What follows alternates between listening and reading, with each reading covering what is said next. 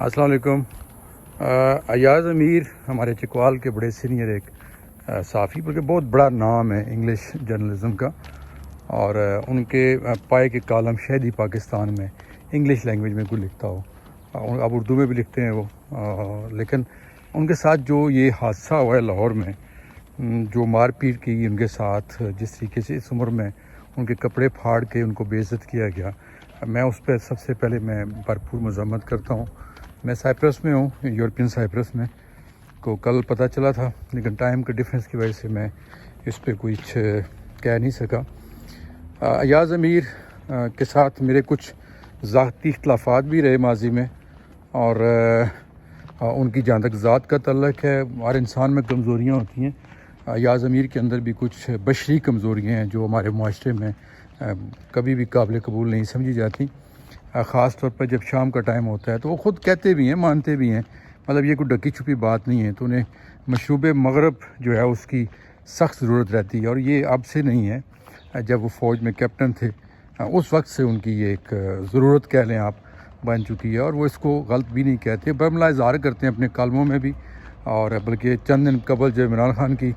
ایک تقریب تھی وہاں پہ، تو انہوں نے وہاں بھی کہا کہ جناب ہم شام کو بیٹھتے ہیں تو ہمارے لیے پالیسیاں بنائی گئیں۔ تو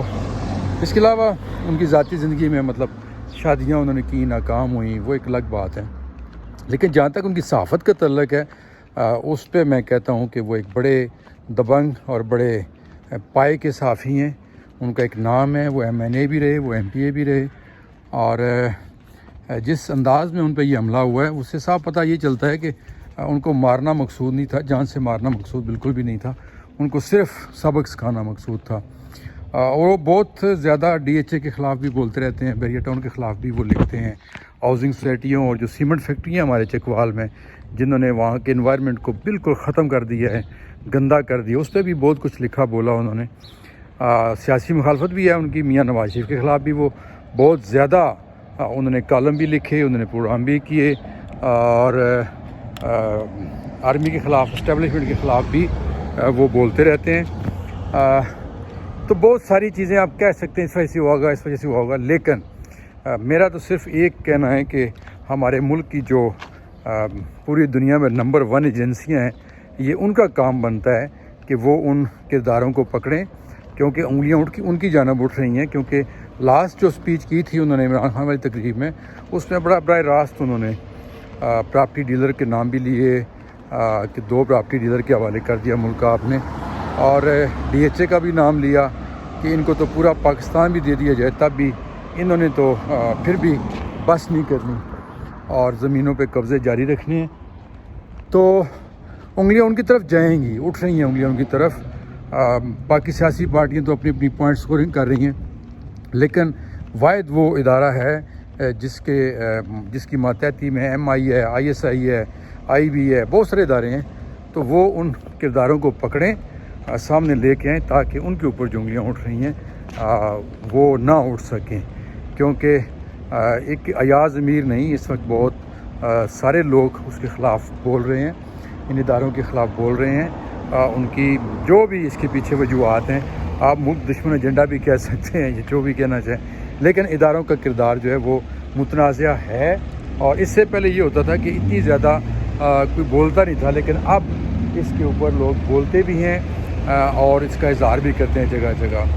تو یہ ضرور اس کے اوپر یہ ادارے جو ہیں وہی کارروائی کریں، ان لوگوں کو پکڑیں، سامنے لے کے آئیں، تاکہ جو بھی صحیح بات ہے وہ سامنے آ سکے۔ اور جہاں تک ایاز امیر کا تعلق ہے، میں پھر یہ کہوں گا کہ ہزار ان کی جو ذاتی کریکٹر ہے اس کے حوالے سے، یا ان کی جو خامیاں خوبیاں ہر انسان کے اندر ہوتی ہیں اس پہ بات کر سکتے ہیں، لیکن وہ ایک صحافت کا بہت بڑا نام ہے، اور صحافت کو کبھی انہوں نے اپنے آڑے نہیں آنے دیا، ہمیشہ سچ بولا ہے، اور بڑا تگڑا سچ بولا ہے انہوں نے۔ اور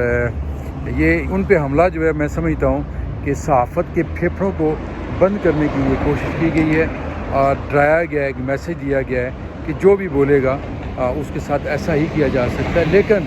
اب شاید ایسا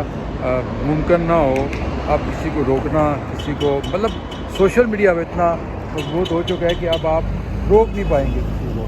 آپ لوگ بولتے رہیں گے، لکھتے رہیں گے۔ تو یہ ضرور اس پہ مذمت کرنا چاہیے، سب کو مذمت کرنی چاہیے، صحافتی تنظیموں کو مذمت کرنی چاہیے، پورے ملک کو کرنا چاہیے، سوشل میڈیا کو، وکلاء برادری کو اور جوڈیشری کو، جو چھوٹے چھوٹے 100 موٹر لیدری ہیں ان کو بھی اس پہ ایکشن لینا چاہیے تاکہ سچ سامنے آ سکے۔ اللہ حافظ۔